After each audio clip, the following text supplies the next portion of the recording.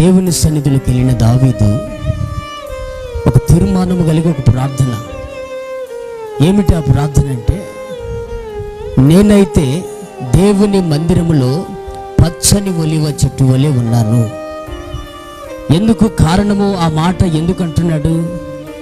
దేవుని మందిరములో పచ్చని ఒలివ చెట్టు వలె ఉన్నాను.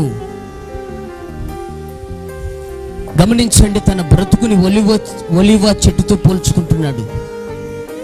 ఒలివ చెట్టు ఏ కాలము చూసినా పచ్చగానే ఉంటుంది. దేవునికి స్తోత్రం కలుగును గాక. దేవుని మందిరములో మనము పచ్చగా ఉండాలి. హల్లెలూయా. ఎండిపోయినట్లుగా ఉండకూడదు, నీరసము ముఖంతో ఉండకూడదు, కలకల్లాడుతూ ఉండాలి.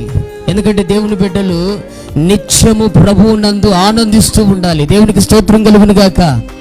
అందుకని దేవుని మందిరములో పచ్చని ఒలివ చెట్టు వల్ల ఉన్న దావీదు బ్రతుకులో తన బ్రతుకుని ఆ చెట్టుతో పోల్చుకున్నాడు. ఎందుకంటే అది ఆశీర్వదించబడిన చెట్టు. మనము రకరకాల చెట్లతో మన బ్రతుకులను పోల్చుకుంటే మన బ్రతుకులు ఆ చెట్లులాగే ఉంటాయి. కొంతమంది వేప చెట్టుతో పోల్చుకుంటారు, వారి బ్రతుకంతా చెడుగా ఉంటుంది. మరి కొంతమంది ముళ్ళ చెట్టుతో పోల్చుకుంటారు, వారి బ్రతుకంతా ముళ్ళే. అందుకని మన బ్రతుకులు ఆశీర్వదించబడిన చెట్టుతో మనం పోల్చుకోవాలి. దేవునికి స్తోత్రం కలుగును గాక.